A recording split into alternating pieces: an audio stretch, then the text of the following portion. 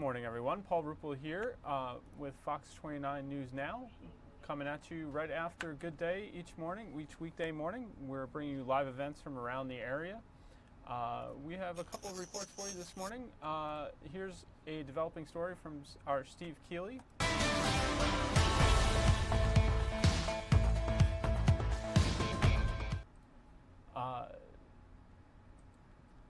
Philadelphia police need your help tracking down a group of teens that attacked a man walking down the Center City Street. It happened on July 11th on the 1200 block of Spruce Street. Steve Keeley had this report this morning for us, and here that is.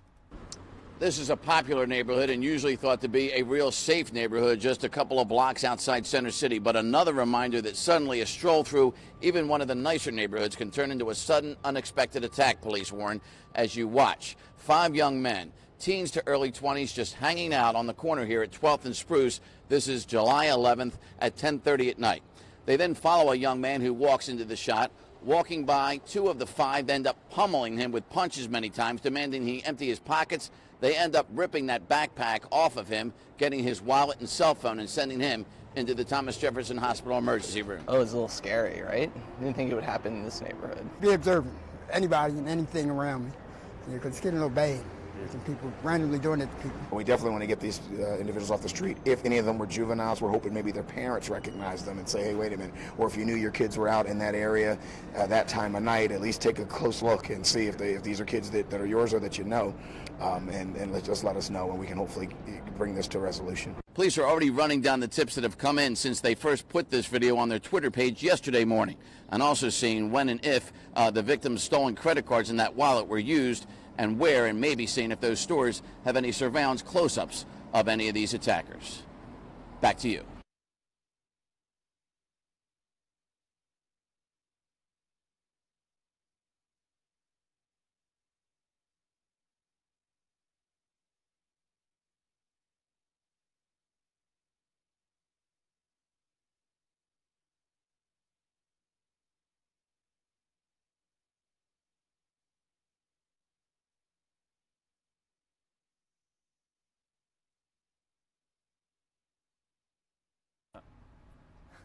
Two popular New Jersey radio hosts have been suspended for their controversial comments about New Jersey's Attorney General, comments the station itself calls offensive. Jenny Joyce reported this morning from outside the radio station in Ewing, New Jersey. Well, the president of this radio station says that these comments are something that they take very seriously, and now the 2 radio hosts are suspended for the next 10 days. You know, the Attorney General, the guy, I'm never going to know his name. I'm just going to say the guy with the turban. Okay. The new Attorney General? Turban Man. Yeah, Turban Man. Those are the comments, you probably heard them by now, by Dennis Malloy and Judy Franco. They were made earlier this week. Attorney General Gorbor Grewal addressed it on his Twitter page, saying that this is not the first time that he's dealt with indignities, and it probably will not be the last. Oftentimes, he says he deals with these comments by himself, but this time, what was different about this was that all of New Jersey was able to hear remarks such as these. He said he appreciates the support from his colleagues and the public, but also says that it is time to end small-minded intolerance. He addressed this very issue at a conference in May. And since becoming Attorney General, death threats have become a fact of life for me. Now, as a public official, I know better than to scroll down on those comments. But there is something so instructive about those online commenters. Cloaked in anonymity, they speak with impunity. The Attorney General goes on to say that as awful as these comments are, they do provide a window into what people are actually thinking. Malloy and Franco have issued an apology to the AG, reading in part, quote, "We use humor and sarcasm to make a point and add color to the broadcast. In this instance, we were off the mark. It was a mistake we both deeply regret. We respect all cultures and beliefs and are deeply sorry for the pain caused to the Sikh community, our coworkers, and our beloved listeners." The hosts have been criticized by a number of political leaders, including New Jersey Governor Murphy, who is accusing the pair of spreading hate speech. We'll send it back to you. That was Jenny Joyce reporting about the radio host suspended from New Jersey 101.5. Thank you, Jenny, for that report. We want to take you to some breaking news that happened just in the last hour or two.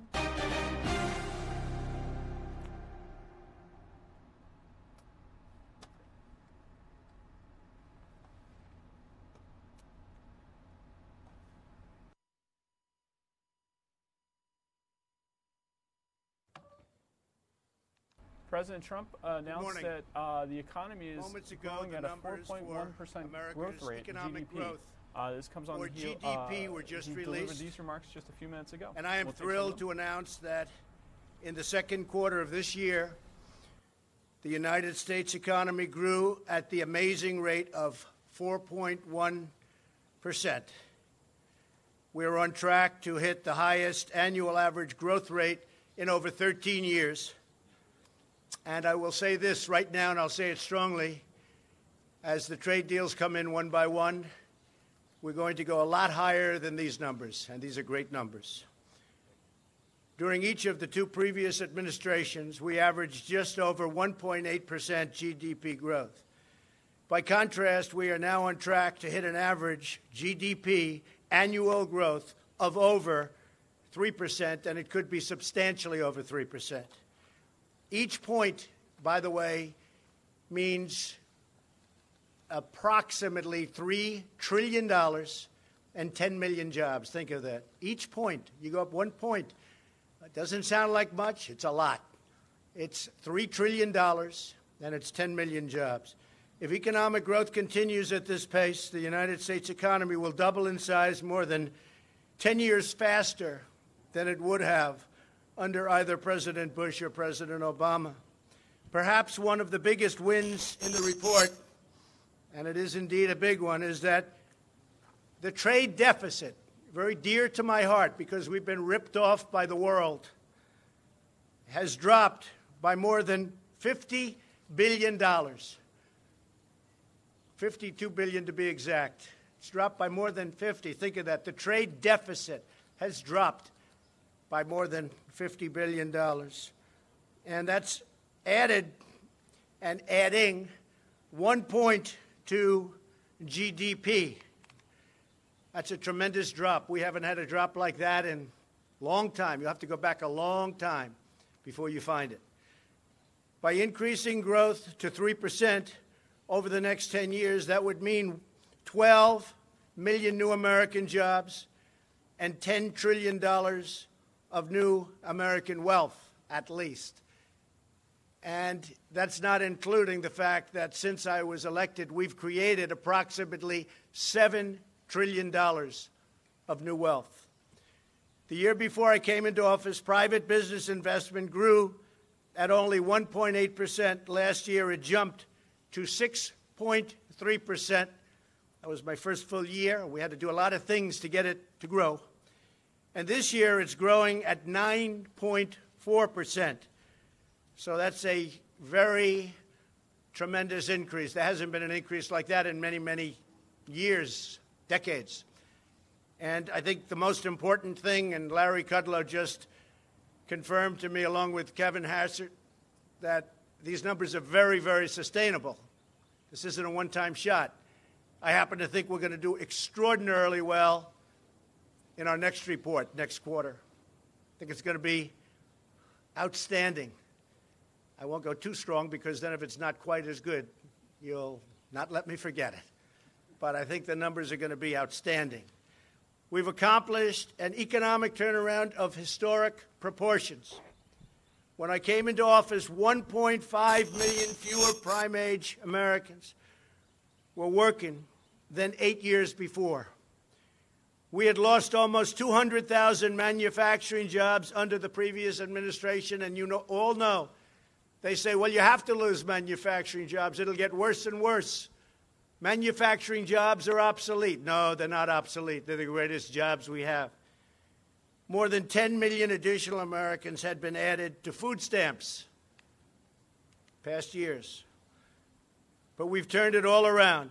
Once again, we are the economic envy of the entire world. When I meet the leaders of countries, the first thing they say invariably is, Mr. President, so nice to meet you. Congratulations on your economy. You're leading the entire world. They say it almost each and every time. America is being respected again, and America is winning again because we are finally putting America first. Everywhere we look, we are seeing the effects of the American economic miracle. We have added 3.7 million new jobs since the election, a number that is unthinkable if you go back to the campaign. Nobody would have said it. Nobody would have even, in an optimistic way, projected it. We are in the midst of the longest positive job growth streak in history. New unemployment claims have recently achieved their lowest level in almost half a century. The African American unemployment rate has achieved the lowest level in recorded history. African American unemployment is the best it's ever been in the history of our country. The Hispanic unemployment rate has reached the lowest level, likewise, in history. The Asian unemployment rate has recently reached the lowest level, again, likewise, in history. Women unemployment rate recently reached the lowest level in 65 years, and soon that will be in history. Give it another 2 or 3 weeks. Veterans unemployment is at its lowest level in 18 years, and that number is rapidly going up, on top of which we just received and won from Congress choice, where veterans can go out and see a doctor if they can't get service, the service that they deserve. Unemployment for disabled Americans has hit a record low, lowest in history. More than 3.5 million Americans have been lifted off food stamps, something that you haven't seen in decades. 3.5 million Americans have been lifted off food stamps. That's because they were able to go out and get a job. And they're going to love their jobs. 95% of American manufacturers are optimistic about their company's outlook. And that's the highest level also in history. And that's an old survey, been around a long time. Manufacturing wages are expected to rise at the fastest rate in over 17 years. Business and consumer confidence has reached historic highs. So far this year, American exports are up nearly 20%. I've only been here a little more than a year and a half. Over the same period in the year before I took office, we've become a net exporter of natural gas for the first time since 1957. Gotten rid of tremendous amounts of regulations, which allows us to do things. And we still have tremendous regulations on clean air, clean water, the environment. It's very important to me, very important to everybody. But we had unnecessary regulations that were hurting our economy and hurting our country. We have eliminated a record number of job-killing regulations. And with the help of Republicans in Congress, we passed, without one Democrat vote, the biggest tax cuts and reform in our history. And as you know, the Democrats want to end that and raise everybody's taxes. That will be a disaster for our economy. As a result, more than 6 million Americans are now enjoying new bonuses, better jobs, and far bigger paychecks. Yet every single Democrat voted against the tax cuts, every single one. We didn't get one vote. They voted against working families. They voted against small businesses. Not good. In the first 3 months after tax cuts, over $300 billion poured back into the United States from overseas. We think it's going to be, in the end, when completed, over $4 trillion will be back into our country. Apple alone is bringing in $230 billion, and they're building new plants. They're building a magnificent campus. They're going to be spending their money very wisely, but they're spending it in our country, not in some other country. That was made possible by the new tax cut and reform plan. At the same time, we are finally cracking down on decades of abusive foreign trade practice. We were abused by companies. We were abused by the companies within countries But in particular, we were abused by countries themselves, including allies. Abused like no nation has ever been abused on trade before, because we had nobody watching. They stole our jobs, and they plundered our wealth. But that ended. Yesterday, I was at Granite City Steel in Illinois. It was an incredible sight. We had an audience of steel workers, some of the roughest, toughest people you've ever seen. And half of them had tears coming down their face. I don't know if these people ever cried before in their life, to be honest. Half of them had tears coming down because we opened a tremendous United States Steel plant. They're opening up 7 other plants, and the steel industry is back. They're open for business, and we need the steel industry. And the tariffs did it. And nobody mentions the fact that these plants are creating tremendous numbers of jobs, tremendous.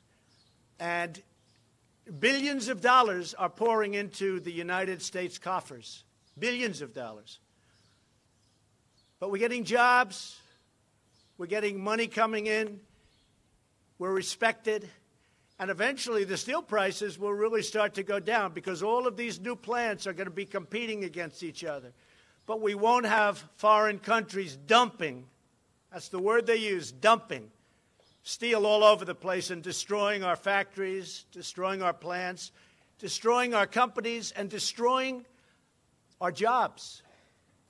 Since I was elected, we've added 400,000 new manufacturing jobs. Remember, that was the obsolete deal. Obsolete. I used to say, why is it obsolete? We have to make things. Manufacturing jobs are among our best jobs, and we're just getting started. We've also liberated millions of Americans from the crushing burdens of Obamacare.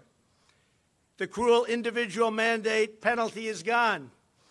That's where you pay a lot of money for the privilege of not having to buy bad health care and pay for it. It's gone. Nobody thought we could get rid of it. That was the most unpopular provision by far, probably on anything, but certainly in Obamacare. And Obamacare is now on its last legs, fortunately. And through associated health plans, we're giving Americans the ability, just opened, millions of people going to be signing up, millions and millions. We're giving Americans the ability to join together to purchase much better and more affordable health care and health insurance, including bidding across state lines. So all of the That was President Trump speaking from the White House about the new GDP numbers that are out. The growth was about 4.1%, the annual growth rate in that report.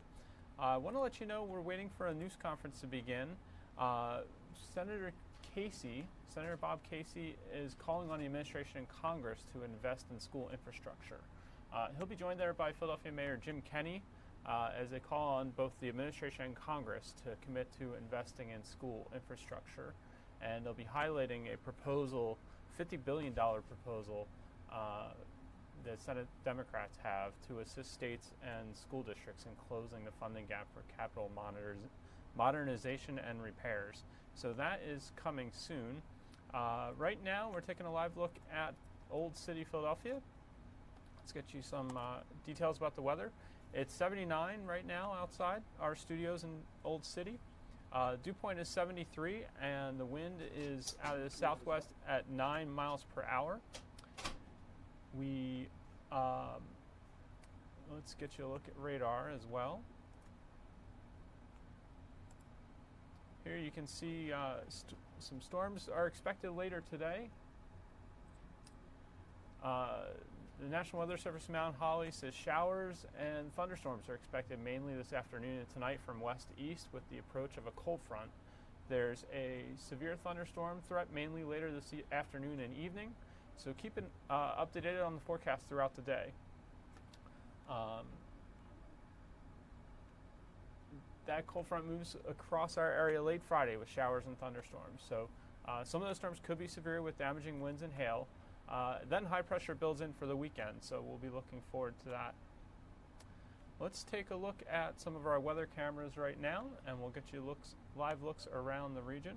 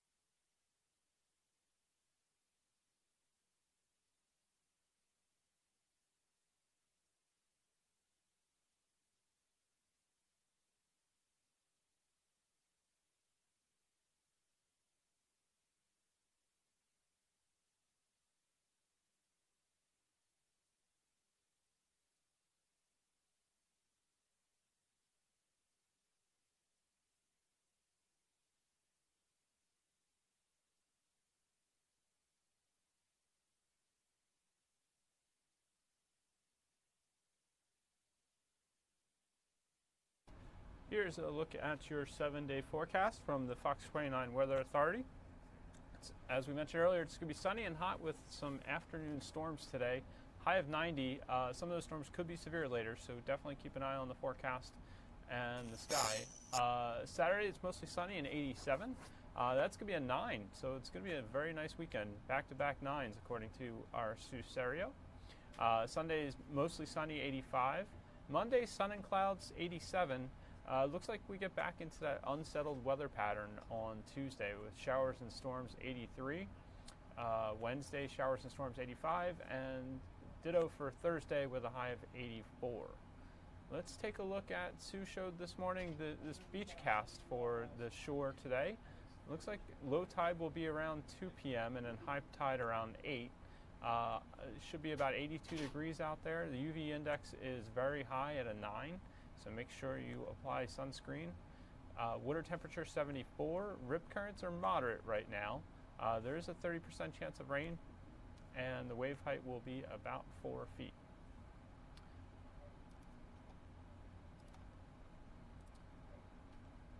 Paul Ruppel here for Fox 29 News Now.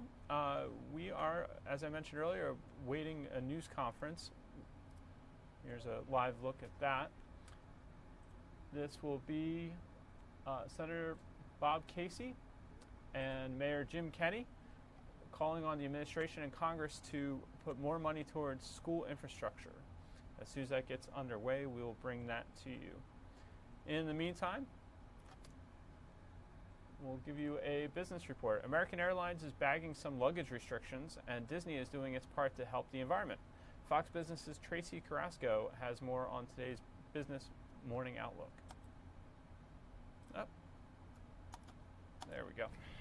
Good morning. The Dow up 112 points on earnings from Boeing and 3M yesterday. The Dow up 4 weeks in a row. Investors also focused on the second quarter GDP due out Friday morning. Estimates call for 4.1%.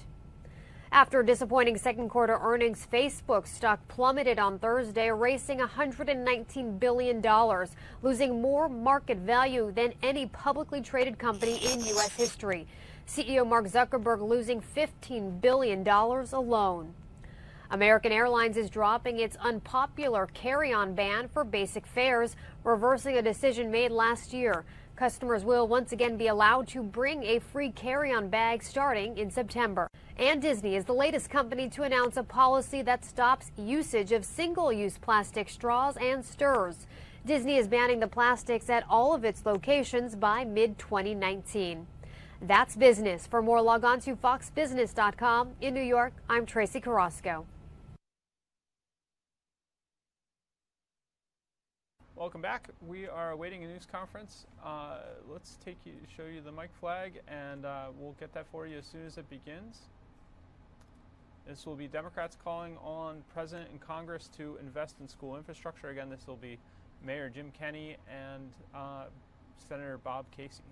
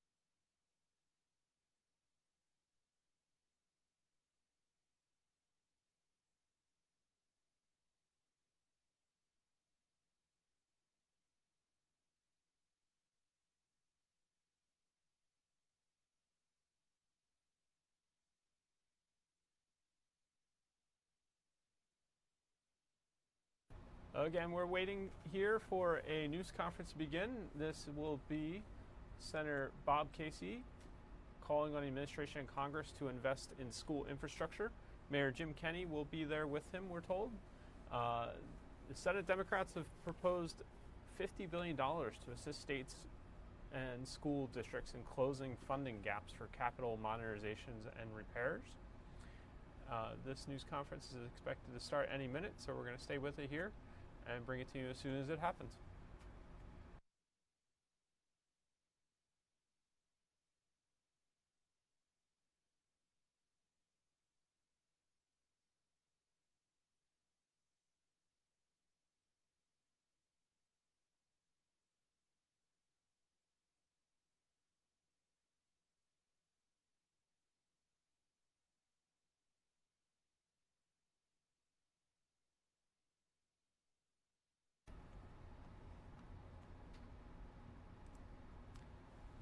As I mentioned, that'll be Senator Bob Casey and Mayor Jim Kenney speaking in Philadelphia, requesting more funds for school infrastructure. While we're waiting, let's give you another look at radar. Here that comes.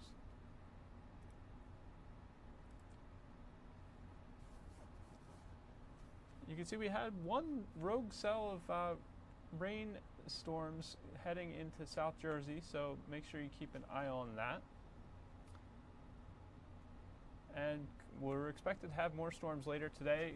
I believe we're in the moderate threat range for severe storms, according to the National Weather Service's Storm Prediction Center. Just saw Senator Bob Casey enter the room at this news conference, so let's go back there.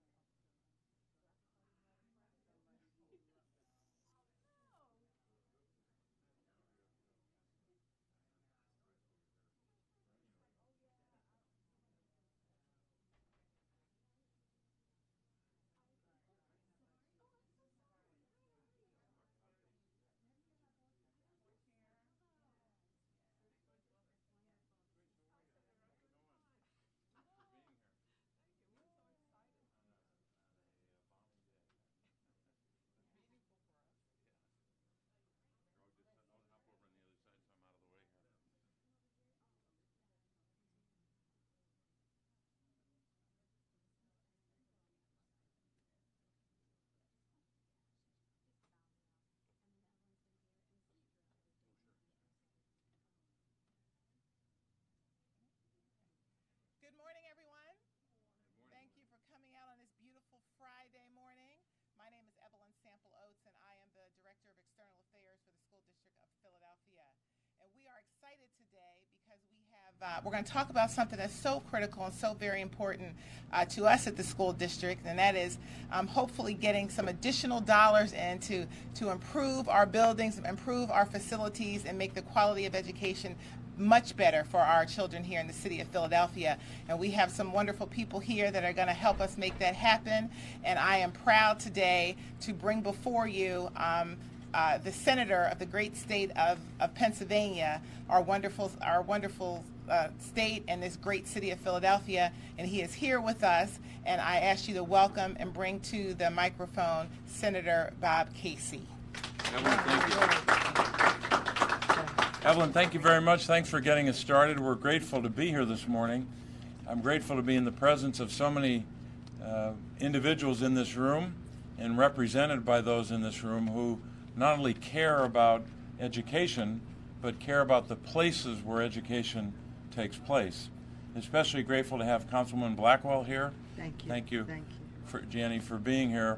An old friend, or a friend of long standing. That's right.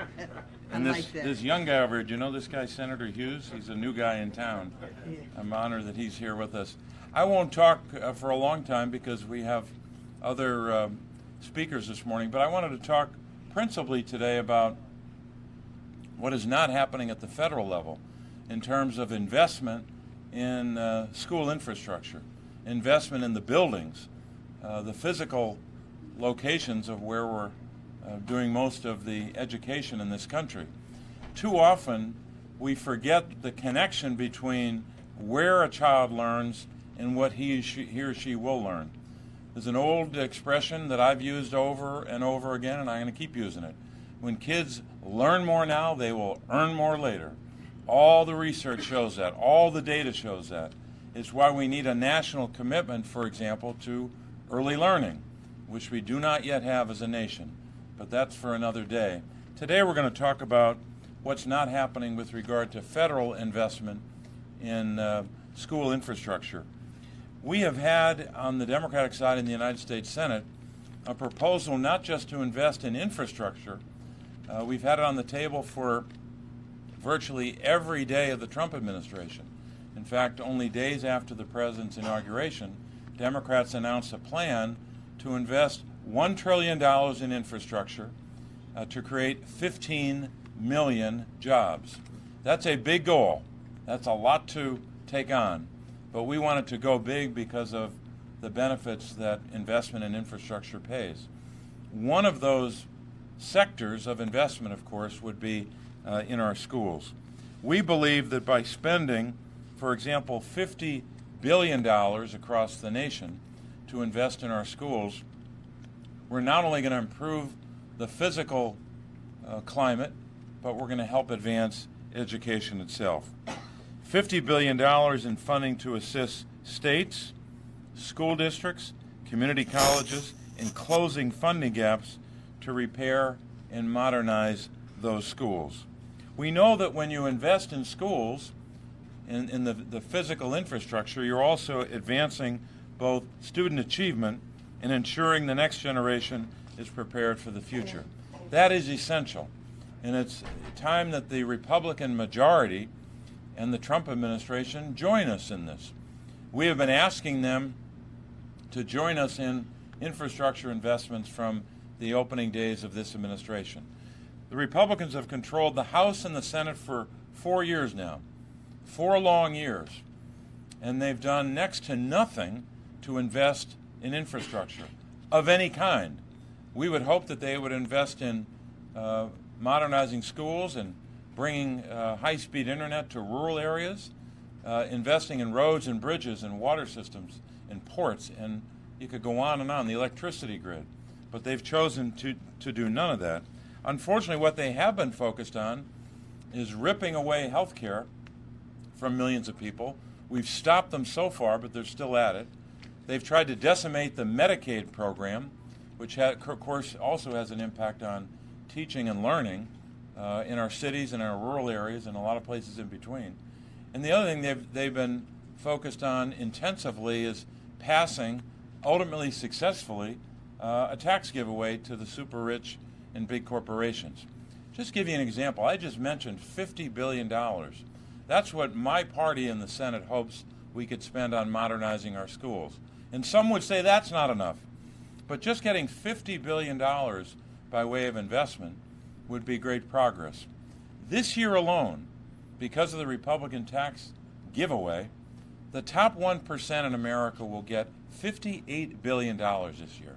Put your hand up if you make more than $730,000 a year. Congratulations, you're in the top 1%. You're going to get $51,000 each. That's what the top 1% is getting this year. That adds up to $58 billion for 1 year.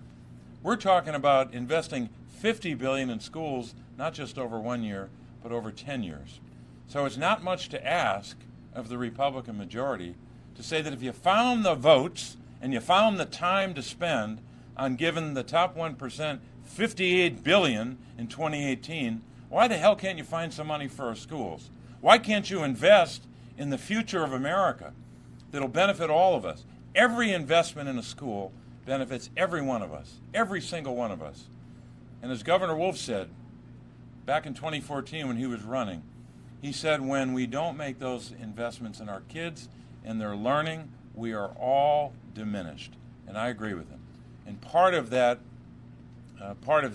is investing in the schools themselves. What do the reports say? Well, the Department of Education in 2014 said it would cost approximately $197 billion, a much bigger number, to bring public schools into, quote, good condition, unquote. The American Society of Civil Engineers recently gave public school buildings an overall grade of D+ in their 2017 report card. So we have a long way to go. All I'm talking about is making a good down payment of $50 on the $197 billion. So we've got a ways to go. One thing we could do this year is, if the Republicans won't join us in a larger infrastructure bill, then we should try to scale it back and have maybe just a school building infrastructure bill, or add something else to it if they want. But I hope the Republicans would finally, with all the power they have, to have the executive branch in both houses of Congress, I hope they would join us in investing in our schools so our kids can literally learn more now and earn more later. Thank you very much.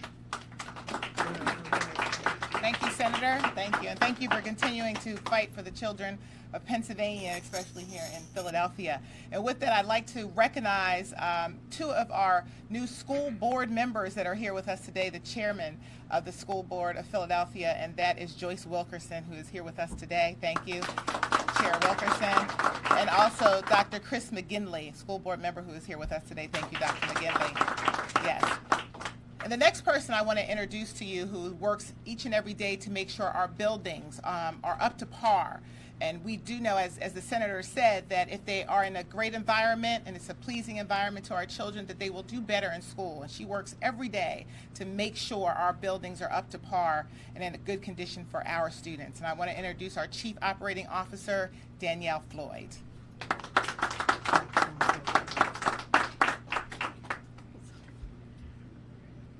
Good morning. On behalf of our superintendent, Dr. Hite, I'd like to thank you, Senator Casey, for drawing attention to the need for investment in our public school buildings.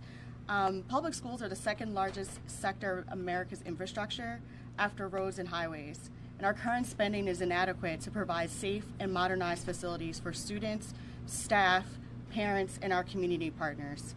I think we can all agree that Philadelphia students and public school students across this country deserve the opportunity to fulfill their full potential by being in spaces that foster collaboration, learning, and creativity. As a district, we are thankful for the additional state and city revenues that have contributed towards us achieving our anchor goals outlined in our strategic plan.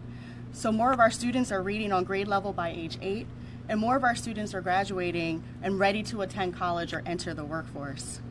The revenue that we've received has allowed us to hire teachers to reduce class size, provide nurse and counselors in every school, and equip schools with the materials required to offer rigorous instruction.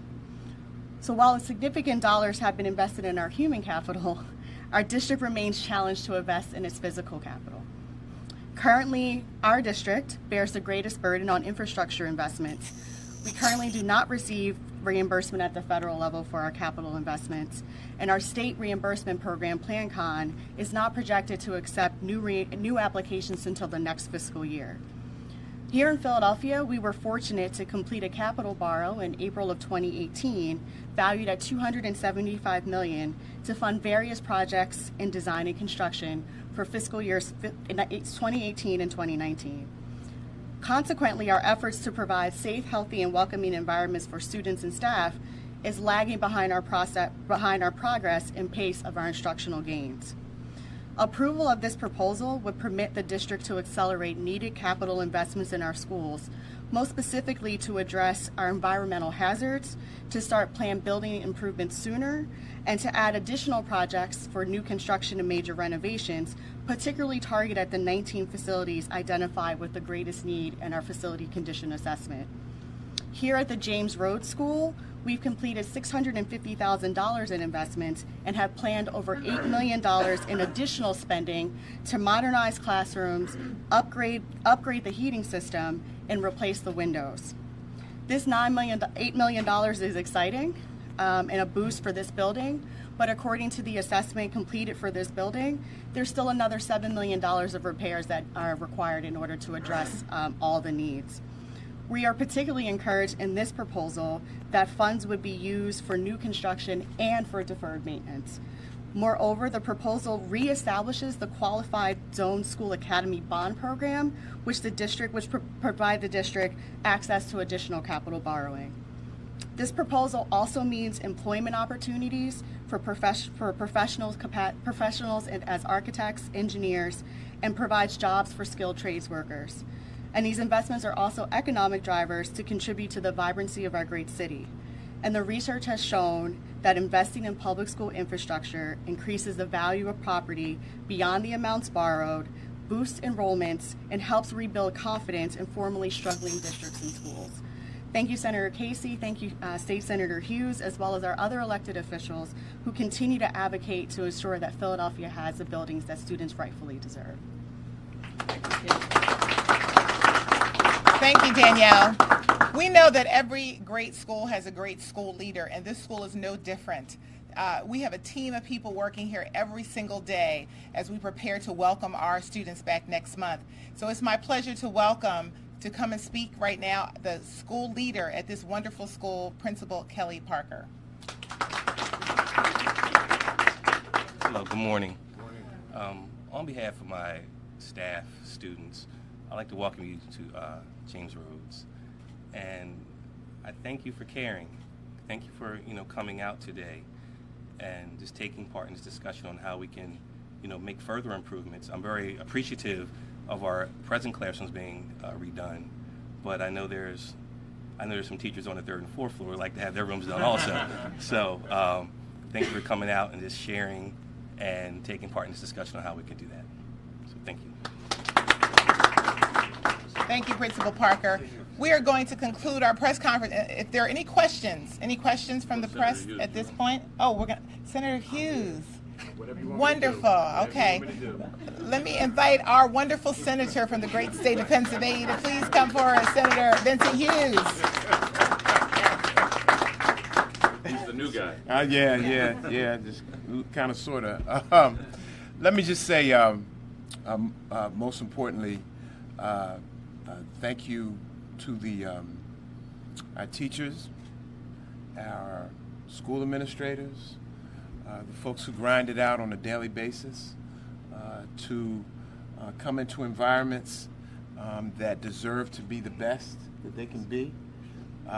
And we thank you for your commitment that no matter what, you're going to walk into a school building, no matter what the circumstance is, and you're going to do your very best to give the best that you have to the children that we love.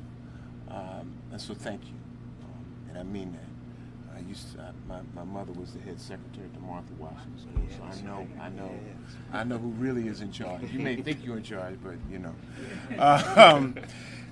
And thank you to my friend Senator Casey for, in the midst of everything that is going on, and I mean everything that is going on, that he's focusing with a laser intent on this issue of working on our school infrastructure. As Danielle indicated, it is the second largest component of the infrastructure conversation across the nation. It is our schools. We always want to talk about roads and bridges and highways, and those are important things to talk about.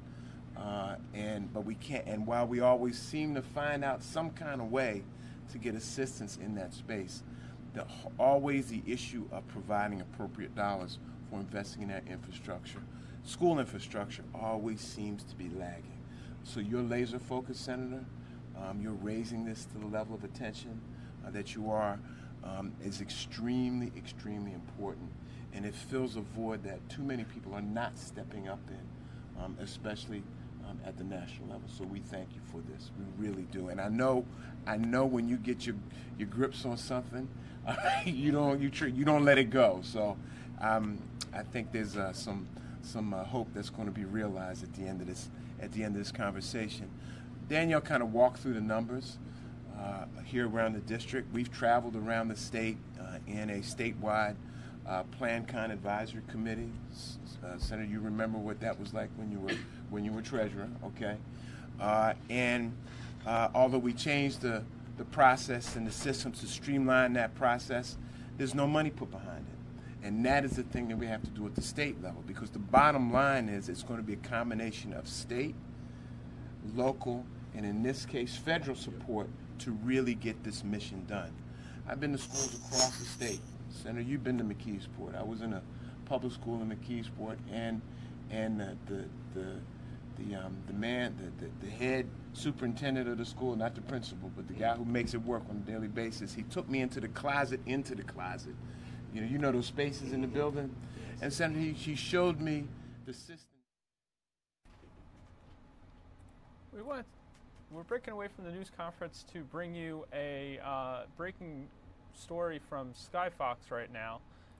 We're told that a police officer may have been struck and dragged as a result of a traffic altercation. A high-speed chase just occurred, we're told, some type of chase with police in pursuit of a driver, and it looks like they've taken someone into custody here. Skyfox is over the scene. We're hearing that an officer was dragged after being struck by the car. We don't have much more information. The car may have been on Interstate 95. This looks like possibly the interstate here headed towards Cottman. But police have taken someone into custody for questioning, it appears, and we're working to get more information. Again, this is Skyfox live over the scene. You can see a number of police vehicles that are behind the vehicle that they have stopped.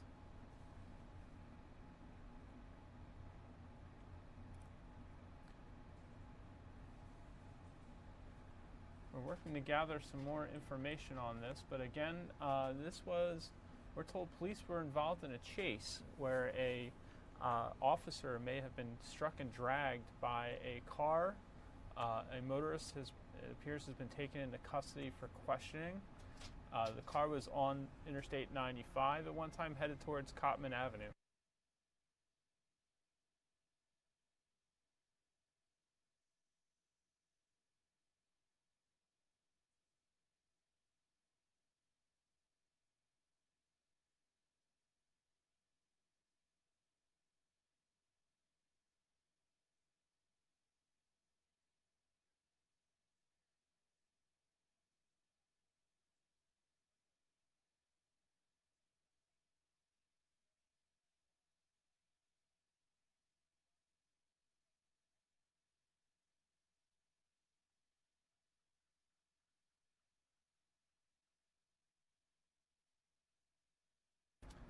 Again, you're watching Skyfox over breaking news right now. This appears to be Interstate 95. We're told that a police officer may have been struck and dragged by a vehicle. That kicked off some type of chase or pursuit. It appears police have traffic completely stopped on 95 here. It appeared they took a motorist into custody on the highway for questioning. It looks like one lane is starting to get by this scene. I'm Paul Ruppel, the Digital Media Manager here for Fox 29 News. You're watching News Now, our weekday broadcast after Good Day ends, beginning at 10 a.m. We bring you live looks from around the region. We were with a news conference about infrastructure spending for Philadelphia schools when this breaking news happened.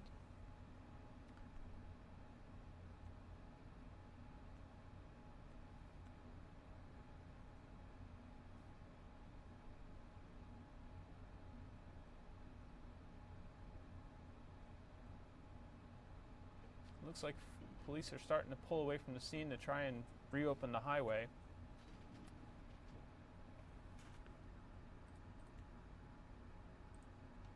Let's see if we can get you any additional information about what happened here.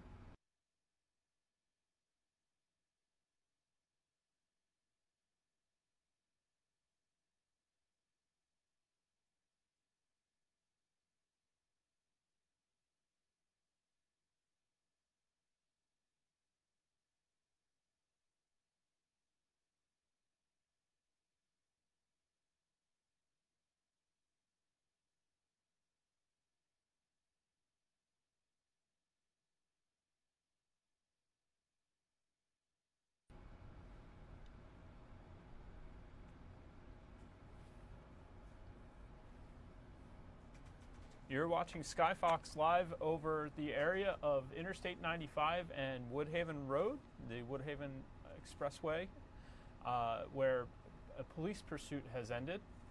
We're told that a officer may have been struck and dragged by a vehicle. We're not getting an initial condition on the officer. We are hearing the officer was dragged about 5 feet. The pursuit went on to Interstate 95 here in the area where Philadelphia meets Bucks County, the Woodhaven Road Expressway.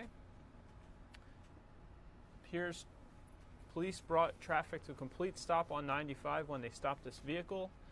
A motorist was taken into custody for questioning, and police are doing their best here to get the highway back open for motorists.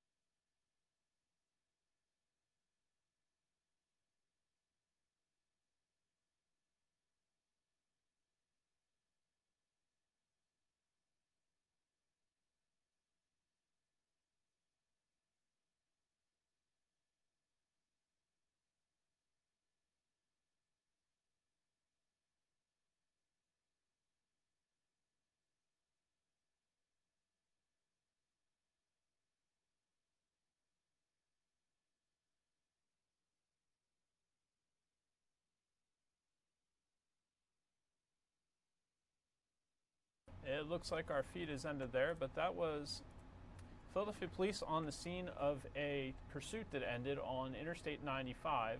We're told that an officer may have been struck and dragged by a vehicle. It appeared police stopped a motorist on Interstate 95 in the area of Woodhaven Road, took that person into custody for questioning, and we're doing their best to get the highway back open. You've been watching Fox 29 News Now. This is our daily weekday newscast webcast where we bring you live events occurring around the region. Just before this event, we were watching a news conference in Philadelphia where Senator Bob Casey was calling on the administration to do more to fund infrastructure in the city of Philadelphia and elsewhere around the country. You can see here that is coming to an end. Our Skyfox feed is no longer with us, but we then went to a police pursuit of a vehicle that had apparently struck a police officer, and a motorist was taken into custody and taken away. Police then reopened the interstate. We're going to break away. Thank you very much for watching Fox 29 News Now. We will be back with you on Monday with more coverage of live events around the Philadelphia and the nation. Actually, it looks like we just got our shot back. Let's put that back up for you. There you go. Police are now off to the side of the highway investigating after this pursuit that occurred, and went on to Interstate 95. A motorist was stopped in the area of the Woodhaven Road exit.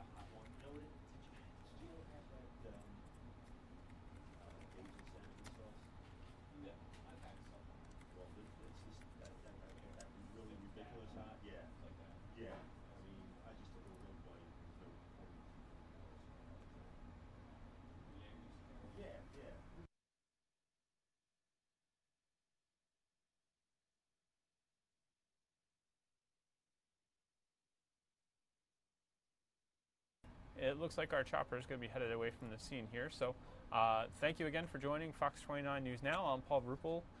Have a great weekend, and we'll see you again on Monday.